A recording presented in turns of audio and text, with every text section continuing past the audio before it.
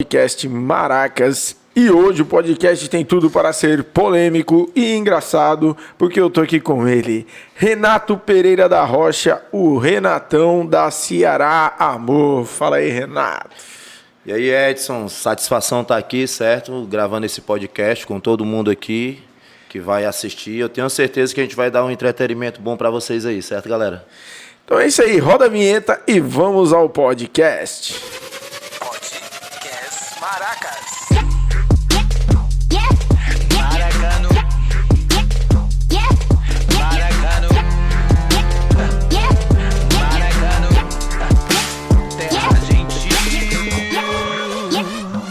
Renatão, antes eu vou vender aqui o jabá aqui e falar dos apoiadores que são parceiros da EDS, que já somam ao podcast Maracas, que é a Rede Amigos, o Supermercado Zezé, Supermercado Santa Ana, Idália Supermercado, a Hunter Burger, uma nova hamburgueria aí, ó, ali no Acaracuzinho, um hambúrguer artesanal top demais, a Renete CE, que é telecom, né? Tá servindo também internet no Industrial, Caracuzinho, Novo Oriente.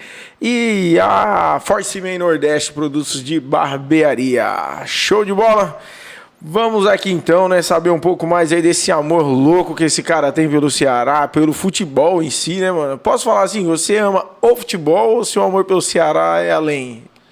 Eu sou um apaixonado pelo futebol. O futebol tá na minha vida assim, como se fosse o ar que a gente respira, tá entendendo? Eu acho que não existiria um mundo sem o futebol. Sério? E quando começa essa loucura, esse amor pelo futebol? Tentou ser jogador, assim? Ou aconteceu já não? Você torcedor mesmo? Mas o pior é que, assim, eu já tentei vários esportes, né? Futsal, futebol, handball.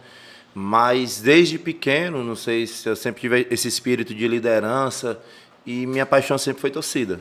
Eu sempre fui torcida, sempre torci na minha vida. Certo. E assim, sempre foi Ceará ou quando era mais novo teve assim uma queda por algum outro time? Cara, o interessante é que eu venho de uma família assim típica, tradicional, né?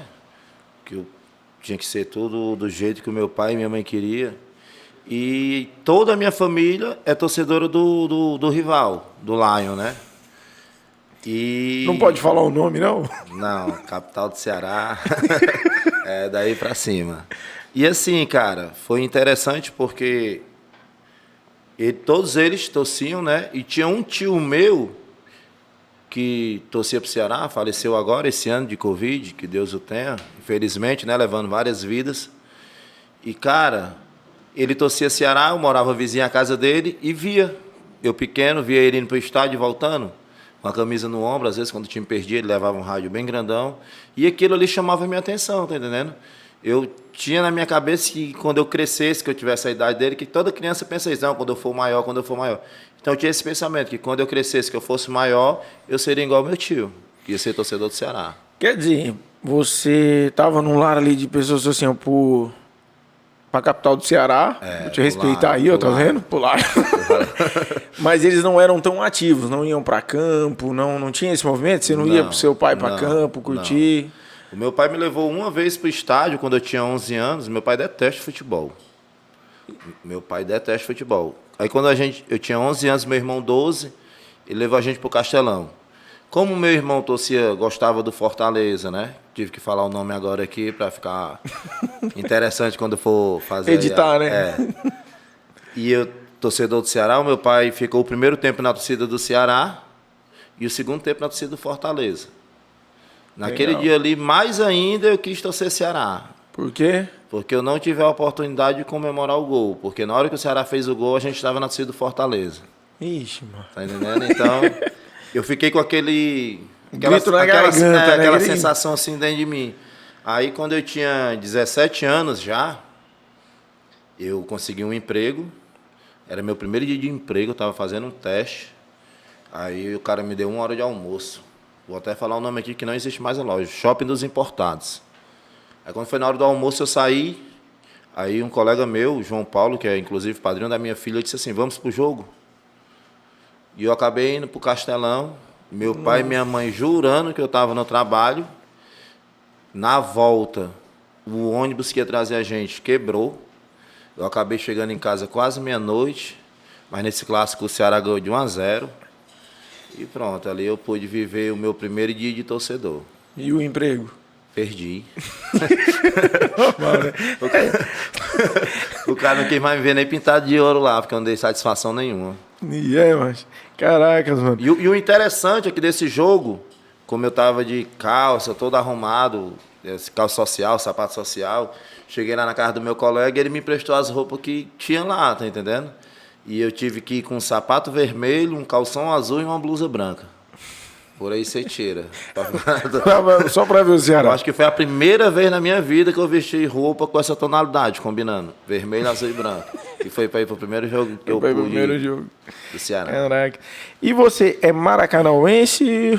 Como é que é a sua relação aí com o município? Eu nasci em Fortaleza, em 83, né? Tenho aí 38 anos já na estrada.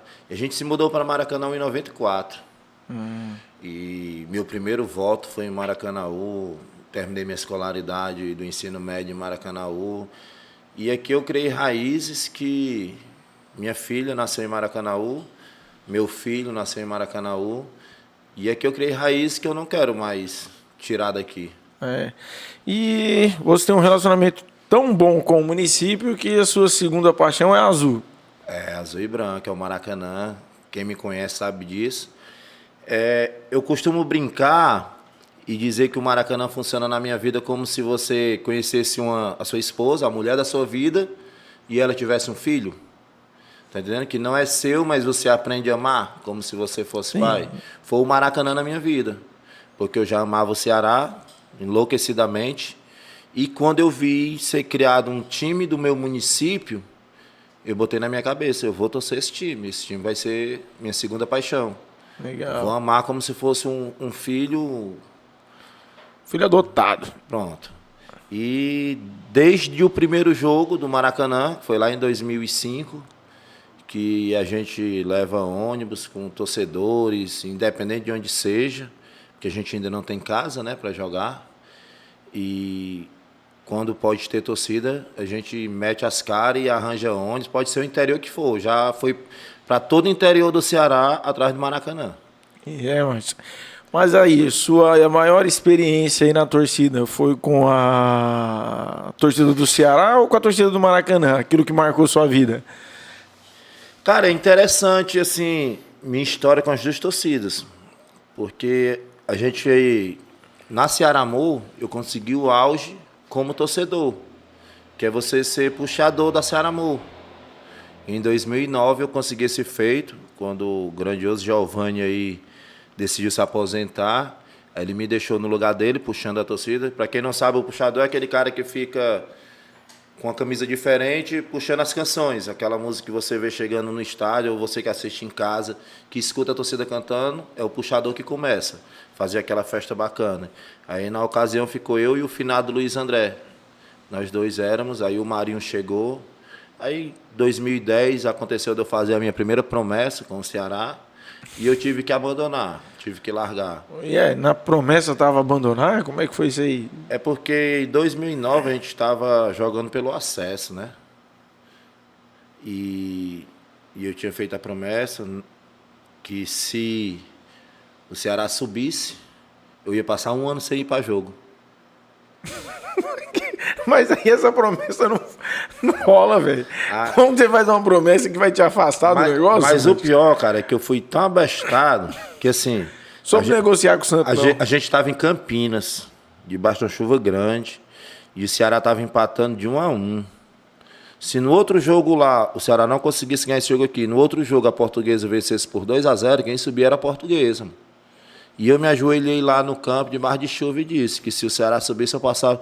Como assim? Como a promessa tem que ser um sacrifício, e para mim, naquela época, que ia para todo jogo que tinha, isso ia ser um mau sacrifício. Não é à toa que em 2010, que foi o ano da Copa do Mundo, quando terminou o período antes Copa, né?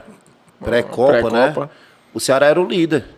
É como se fosse o Santos que eu fiz a promessa, dizendo assim, vem menino, vem um jogo. Pra tu ver se eu não derrubo o teu time, entendeu? Então, tipo assim, teve jogos de eu ir e ficar em frente ao Castelão e não entrar. Caraca, mas isso aí, fé ou superstição, velho? Que você acha que anda mais forte aí com você? Cara, eu costumo dizer que para quem é torcedor, a fé anda do lado da superstição. Vou te dar um exemplo. Se você vai lá no meu Instagram e ver minhas fotos, a roupa que eu tô no primeiro jogo do ano, se o Ceará ganha, se o Ceará joga bem, é a que tu vai me ver no final do ano. Eu vou para todo jogo com a mesma roupa. Do mesmo jeito aconteceu com o Maracanã. Teve dia de eu estar com um calção, com uma meia e com uma camisa. E mudar o patrocínio e eu ter que vestir esse calção, essa meia e essa camisa por debaixo da nova que eu tinha que usar, tá entendendo? Mas eu vestia por baixo, tá entendendo? Eu não tirava. Então, e a fé é surpreendente, a fé que a gente tem que ter, né, cara? Porque eu costumo dizer que a fé move montanhas. Então, a pessoa sem fé, ela... Legal. E nesse relacionamento aí com o Maracanã, quais as atividades que você já exerceu assim junto ao Maracanã? Cara, o Maracanã foi interessante na minha vida porque eu não caí de paraquedas lá e foram 16 anos.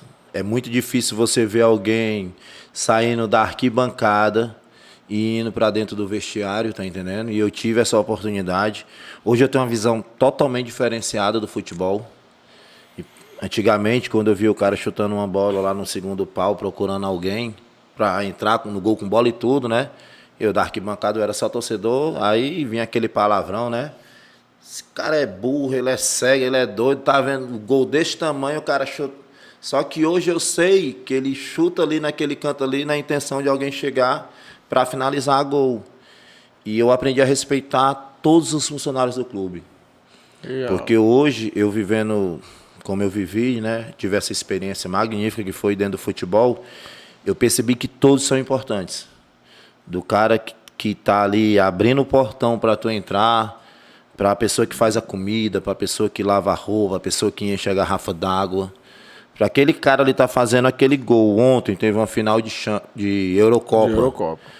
Para aquele cara tá ali fazendo aquele gol que classificou o time, que deu o título pro time, tem toda uma estrutura vindo de baixo. Fisioterapeuta, pessoal da logística, o motorista do ônibus que leva ele para o estádio. Então, respeite, eu digo assim de coração, peço de coração para todo torcedor. Respeite o máximo todos do seu clube, certo? É uma empresa, né, meu? É um coletivo muito forte pro futebol funcionar, né? Agora que a gente está também acompanhando mais, está vivenciando aí junto com o Maracanã, eu consegui ver. A primeira vez que eu tive experiência, porque eu também nunca fui muito jogar bola, não. Assim, eu joguei em Campinas lá, na Várzea lá, quando um amigo me chamava, vamos ali jogar uma bola. Mas quando eu tive a oportunidade de acompanhar o Maracanã aí em Itapoca, né, no jogo de estreia, cara, eu vi uma empresa assim gigante, né? É o roupeiro, é o massagista, o motorista, todo mundo ali ligado para que aqueles 90 minutos acontecesse, uma buta de uma estrutura mesmo. Então também mudou um pouco minha visão, porque até então eu via futebol, sabia que era uma indústria, mas nunca tinha vivenciado e foi interessante ver você lá também cumprindo lá das suas tarefas também. Então eu também tenho hoje esse respeito aí que você está falando. Reconheço que há uma importância geral dentro das atividades, né? E continuando, né, voltar a falar do Maracanã, das funções, o que mais te agradou fazer? Que até então, quando a gente viajou junto, estava de roupeiro, mas teve outras funções, outras atividades que você teve junto? No futsal, eu já fui auxiliar técnico, já fui roupeiro, já fui massagista, já fui supervisor. Conhece todas as funções, então, né? Foi interessante. Se você parar para pensar, a minha trajetória no Maracanã é tão interessante que, no começo, quando eu era torcida, o Mauricinho era o capitão do time. Era o nosso capitão. E hoje o Mauricinho é o vice-presidente do clube. Tá entendendo? E foi um cara que quando eu precisei cobrar da diretoria, porque a diretoria não tinha convocado ele para o início de temporada, eu corri para cima. Eu fui lá onde ele trabalhava, onde ele tinha um comércio dele, e perguntei, cara, por que tu não tá no Maracanã? E ele me disse que não tinha sido chamado. Eu procurei o presidente do clube, o presidente do clube disse que tinha sido por causa de indisciplina. Então eu voltei lá no Maurício, cobrei dele, e ele disse que não tinha acontecido, e a gente foi lá no campo de novo, protestou, e a gente brigou pro Maurício estar naquele time. Tá entendendo? Assim, que eu achei que não foi recíproco dele. Que na oportunidade que ele teve, ele poderia ter insistido mais um pouco em mim, poderia ter brigado por mim, e não, a primeira oportunidade que ele teve, ele me tirou do clube, certo? Só que não vai apagar o sentimento que eu tenho por ele, que eu tenho o sentimento que ele era o capitão daquele time, era o guerreiro que corria pela gente da cidade. Porque a cidade é grande, aqui tem vários torcedores em Maracanaú, muita gente que gosta desse time, muita gente que gosta de futebol, e ele tem essa identidade, certo? Eu tenho essa visão do Mauricinho. O capitão, o guerreiro que comandava ali a galera, que fechava o portãozinho ali atrás e não passava nada. Não, e hoje, né, com o contato que a gente tem também, a gente vê que ele leva a direção, a atividade que ele exerce pelo time também muito a sério, mano. É um cara que também... Foi um cara que me convidou, né, para fazer parte aí, para compor a equipe de marketing junto com o Lepe, né? O Lepe me apresentou ao Maurício e, assim, do dia que eu comecei a ter esse contato com o Maurício, total respeito mesmo, um cara... Eu vejo que ele veste, ele quer que o negócio aconteça, ele tá indo para cima com vontade mesmo. Só, né, essa infelicidade aí que aconteceu, mas que eu espero que seja resolvido também. Não, com Todo certeza. mundo adulto aí, maduro aí pra resolver isso. Até porque, Edson, eu tenho um negócio na minha cabeça, né? Que durante esses 16 anos de Maracanã, independente de ser comissão ou torcida, eu sempre tive presente, certo? Eu não esperei momentos bons ou momentos ruins. Eu tive em todos, certo? Então, eu criei essa identidade com a torcida, graças a Deus. Hoje eu passo no calçadão do Gereissante lá, periferia, onde todo mundo pergunta: e aí, quando é que o Maracanã joga? Ei, onde é que eu compro a camisa? Ei, quanto é que tá a camisa? Ei, tá bem, né? Ei, tá em que posição da tabela? Ei, vamos subir esse ano. Tá entendendo? Você Graças cria. a Deus a gente criou essa identidade. Tá entendendo? De várias pessoas hoje procurarem a gente para saber das coisas do Maracanã, para saber como tá, o que faz, o que não faz, tá entendendo? E eu sou muito grato. Sou muito grato a cada um, como eu acabei de dizer para você. Todo mundo que estava em 2005, certo? Quando começou. E todo mundo que está hoje são super importantes. Criam um vínculo muito bom de amizade com os atuais atletas, certo? E tem esse carinho mesmo imenso, imenso, imenso. Ao que você atribui a baixa do Maracanã? O período que o Maracanã esteve na A, Copa B, passei até quase isso, deixar de ter o time para voltar agora e conseguir esse acesso, tá bem agora de novo. Essa baixa você liga ao quê? Cara, eu tenho 2 pontos de vista. Primeiro eu vou falar como torcida. Vou falar como torcedor. Como torcedor, eu acho que faltou vontade. Porque eu acho que todo mundo, você pega qualquer ser humano, quando você acorda, ele tem vontade de vencer, ele tem vontade de ser feliz. Então, se você está envolvido num negócio desse e não tem vontade, você está no canto errado. Certo? Porque como você pôde conviver um dia lá com nós, 2 dias, que foi essa viagem para Itapipoca, você viu que todo mundo é focado e todo mundo está com vontade. Se o cara estiver ali sem vontade, é melhor ele nem estar. Agora, na logística, eu falo que faltou um pouco de compromisso. Porque o futebol hoje ele é feito com dinheiro. O futebol hoje ele não é barato. É um esporte caro. Tá entendendo? Você não pode fazer só com a emoção, você tem que fazer com a razão.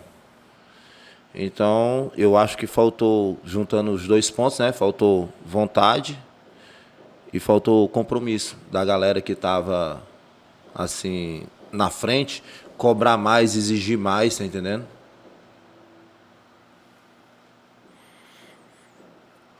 Não, pode continuar, eu só tô soltando aqui os patrocínios aqui que não tá girando. E assim, cara, o Maracanã, eu costumo até brincar que é o único time que não joga em casa. Eu acho que é o único time do mundo que não joga em casa. Se você olhar assim a tabela, a gente tem 10 jogos, 10 jogos fora de casa. Que até o mando de jogo esse ano tá lá na Calcaia, né? Tá entendendo? Na 3ª divisão, era no Maranguape. Eu já fui para jogos do Maracanã em Horizonte, que o mando de campo era nosso. Tá entendendo? Já fui para vários jogos longe de casa que o mando de campo era nosso. Mas agora aí com a visita que teve aí da federação, movimentação aí do prefeito, será que vai acontecer? Vamos desenrolar esse estádio?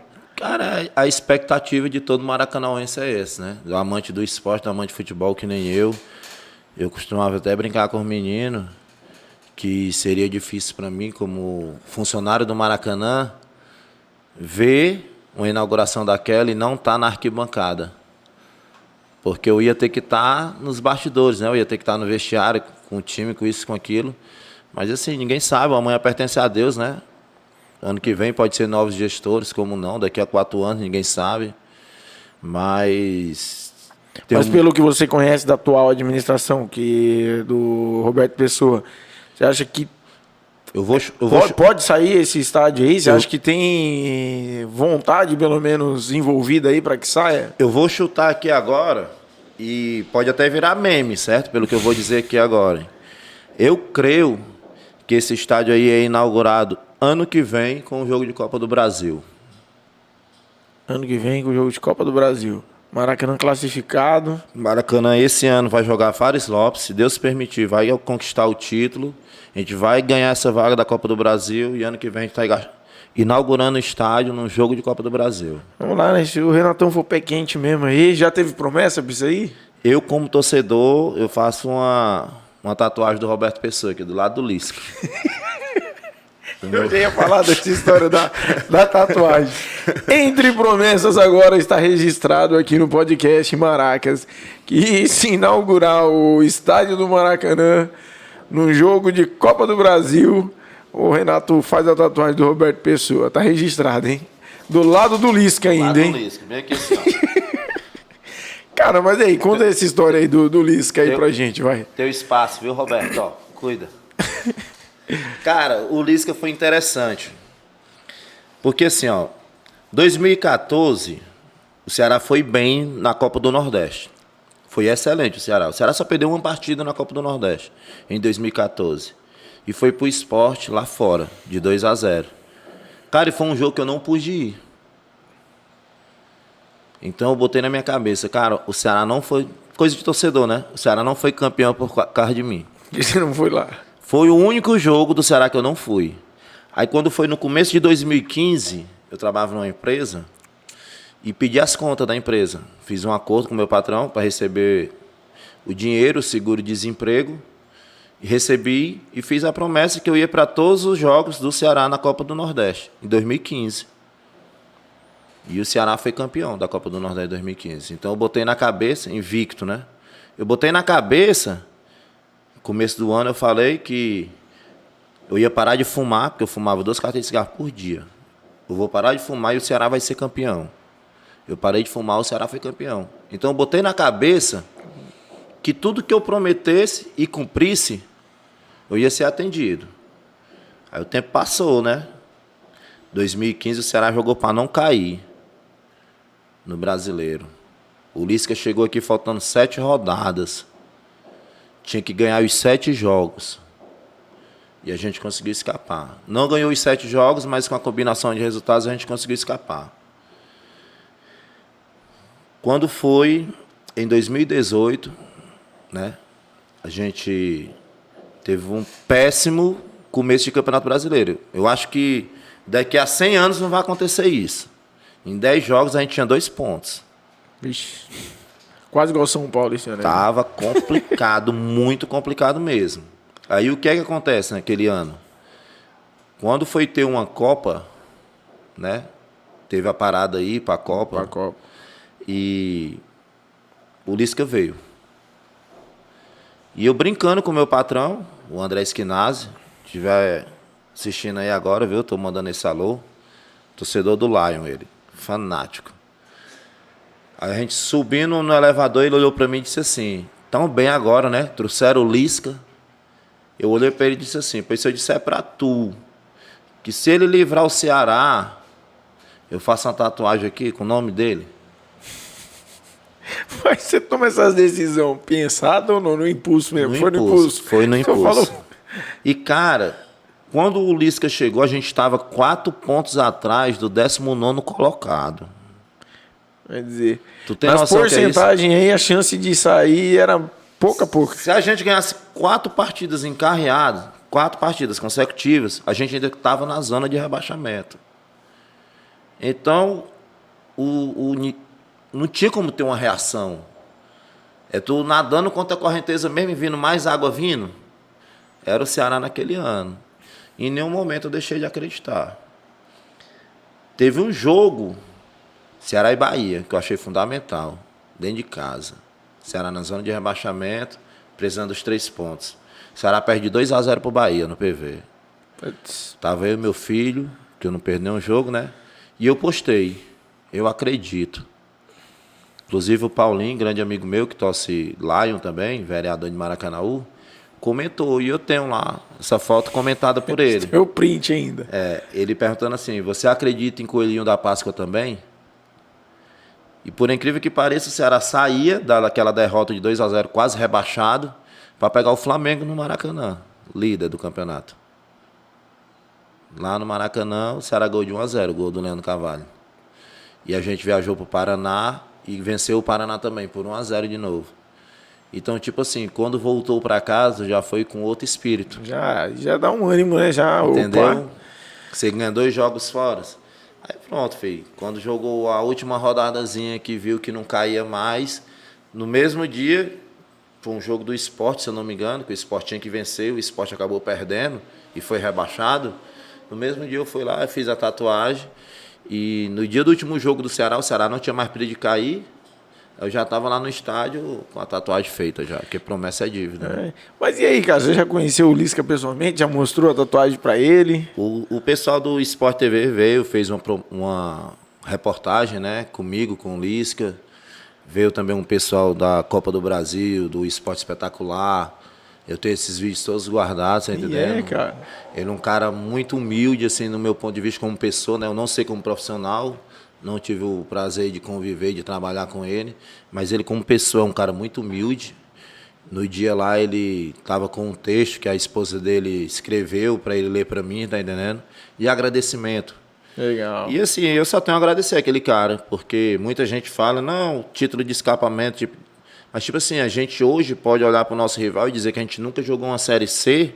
A piada que nunca vai morrer, né? Tá entendendo? Graças a ele, né? Que a gente poderia ter caído naquele ano para uma Série C. Então, graças a ele, graças ao esforço dele, eu achei ele muito importante para o Ceará, tá entendendo? Muita gente pode dizer, não, mas não sabe montar um time, aí a história é outra. Mas partiu para motivação, partiu para conquistar resultados. Pode chamar o cara que o cara precisou dele naquele momento ali, ele foi fundamental. Das 2 vezes que a gente mais precisou dele, foi as 2 vezes que deu certo. Nenhum treinador queria vir para o Ceará. E ele aceitou vir. E trouxe ainda um resultado, né? Cara, bacana. E atualmente aí, como é que tá essa relação aí? Ceará sem poder ir pro campo, sem poder acompanhar? Cara, assim, eu costumo, lá em casa, em dia de jogo, criar minha arena, né? Eu compro sinalizador, compro fumaça, fogos. E eu tento viver essa arquibancada lá em casa. Agora sim, para quem é amante do futebol, sei que é um momento difícil, mas graças a Deus está passando. Somos todos vitoriosos. Costumo dizer que... Eu vi muita gente botando aquela placa, eu venci o Covid. Eu acho injusto, sabe, a galera falar isso, porque nem todos tiveram a mesma oportunidade de lutar, né? Você olha assim, você vai ali na Praça do Ferreira, por exemplo, que foi um lugar onde eu entreguei muita comida, muito alimento nessa pandemia. Qual a chance que aqueles caras ali têm? Qual a oportunidade que estão dando para eles? Tá entendendo? Então, assim, eu quero que passe, como você já vê torcida lá na Eurocopa, na Europa, graças a Deus. Até na final da seleção teve uns convidados ali, lá, né? E assim, eu quero que chegue aqui, não vejo a hora de tomar minha segunda dose. Mas eu tô aqui me arrupiando todinha. Eu acho que eu tenho que ficar bem pertinho do paramédico, assim, no primeiro jogo do Ceará que for ter com torcida, que a emoção vai ser grande. Se emociona mesmo, mano, ao falar do time, cara. Que da hora. Mas tá fazendo aí, ó. Sério, para não. Vem aquele pensamento assim que eu vou estar ali olhando, mas... Eu estou aqui estarrecido. Sem nem o que falar. Eu nunca vi um cara tão torcedor assim, macho. A esse ponto. E olha que eu conheci gente assim que já fez muitas loucuras assim, mano. Tipo, até falar aí do Alessandro Purgato, mano. O cara que saiu, faltou do serviço para ir pro Chile assistir um jogo de Libertadores do São Paulo. O jogo durou quase uma semana de história pra ele contar. Que ônibus quebrou. E quando ele apareceu no serviço de novo, foi pra quê? Só pra assinar as contas. Mas ele conta essa história, mano, com muito gosto, assim. De, tipo, pô, eu vivo isso, eu amo isso e vale a pena, mano. Eu tenho quase certeza, Edson, que eu até já tinha falado várias vezes com a minha esposa, e quem me conhece sabe disso. Eu disse pra todo mundo, parece que Deus escreve certo por linhas tortas, né? E eu disse pra todo mundo que me conhece que o primeiro jogo internacional do Ceará eu ia estar lá, nem que eu fosse a pé. Tá entendendo? Eu ia sair de carona aqui um mês antes. O jogo é no Chile, o jogo é na Bolívia. Eu ia sair pedindo carona a todo mundo que fosse na direção. Mas, infelizmente, o primeiro jogo do Ceará fora estava do jeito que estava, né? Tudo fechado. E eu tinha quase certeza que a carona de volta eu conseguia. Será que o time ia me deixar lá, mano? Os caras não iam ver a notícia, né? Não, tem um torcedor que faz um mês que tá vindo a pé pra cá. Bora levar ele de carona no avião? Será o Benedito, né, mano? Bacana. E uma outra coisa que eu queria ver aí também, né, contigo, que você é muito ligado, né, nesses projetos sociais de arrecadação de alimento. Eu vejo que você é muito ativo nisso. Isso tem alguma ligação ao futebol ou é seu mesmo assim? Cara, começou, assim, pra quem me conhece, sabe que eu sou filho de ambulantes. Meu pai tem uma barraquinha, tinha uma barraquinha lá no Calçadão, e a gente nasceu e se criou lá. E eu nunca perdi esses valores, certo? De vir de baixo. Não é porque a gente passou uma fase boa da nossa vida que a gente vai esquecer de onde a gente veio. E quando começou essa lockdown, que ia passar 3 meses, 4 meses, tudo fechado, eu pensei nele, pensei no vizinho dele, pensei nos caras que botam a barraca lá de dia. Porque eu sei que essa galera que é ambulante, eles trabalham o dia todo para ter o que comer à noite. Entendendo? É o cara que vende picolé, é o cara do Uber, é o pedreiro, é o servente, é o cara que pastora carro, é o cara que está no sinal. Toda essa galera do dia a dia, eles trabalham de dia para ter o que comer à noite. Aí então eu fiz uma live lá em casa, estava na era da live, né? Logo quando começou a pandemia, todo mundo fazendo. E convidei um amigo meu que tem uma barbearia, o Lucinho, da Estilo Nordestino. E no meio da live do nada eu disse assim: Lucinho, vamos começar a arrecadar alimento para ajudar essa galera aí que não vai poder trabalhar? Ele tá feito, Renato. E no outro dia, por incrível que pareça, um humorista de Fortaleza, John Queiroz, ele veio e trouxe, foi os 5 primeiros quilos de alimento que a gente ganhou. Quem trouxe foi o John Queiroz. E por incrível que pareça, cara, 3 meses depois, o John Queiroz estava sofrendo um acidente de moto, estava operado em casa, sem poder trabalhar, e a gente pôde dar uma cesta básica para ele. Para tu ver as voltas que o mundo dá. Verdade. E a gente criou essa vontade, a gente conseguiu arrecadar 18 toneladas de alimento, só com amizades. Show. O cara o Márcio Caetano, lá da Associação do Novo Oriente. Pô, nessa live a gente até participou lá junto com o Márcio. Mano. Pronto, foi um cara que ajudou bastante o nosso projeto. A gente recebeu um abraço também da galera da CUFA Maracanaú, no nome da Vivi, que ela é conselheira tutelar. Então, assim, a gente conseguiu muito alimento mesmo e a gente pôde ajudar muita gente que precisa. E quando tinha os alimentos quebrados, que não dava para montar cestas, a gente fazia as refeições e levava para a Praça do Ferreira, para tentar ajudar lá um pouco. Foi onde eu conheci as meninas do Projeto Amar. Projeto muito massa que tem aqui em Maracanaú. E eu acabei abraçando o projeto delas, tentando ajudar de alguma maneira. Certo. Acabou que a gente terminou com o nosso, que era fazer o bem é bom, né? E hoje eu sou voluntário do Projeto Amar. Não, mano. Tá entendendo? Porque o intuito é o mesmo, né? Ajudar. Não, bacana. Não, e se fortalece, né, mano? Se ajudam. Isso é bacana, mano. Muito, muito bom mesmo. E deixa aí suas redes sociais aí, fala aí como que a galera te acompanha, até porque suas redes sociais é bastante movimentada, né, mano? Cara, eu costumo até agradecer a todo mundo que vai acompanhar um pouquinho da nossa loucura do dia a dia, né? O meu Instagram lá é Renato Pereira, né? CSC, não pode faltar, né? Renato, Pereira, CSC. E, cara, queria aqui agradecer a oportunidade de estar aqui contigo.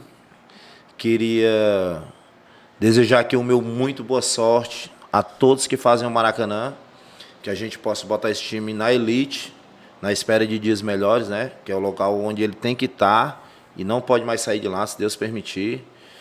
E que o Ceará consiga fazer esse ano uma campanha melhor do que a do ano passado e ano que vem faça uma campanha melhor do que esse ano e assim sucessivamente, né? Vamos falar aqui com os pezinhos no chão. O meu sonho é que o Ceará passe aí uns 10, 15 anos na Série A. Ah, Renato, vai jogar só para cair? Eu quero que esteja na Série A.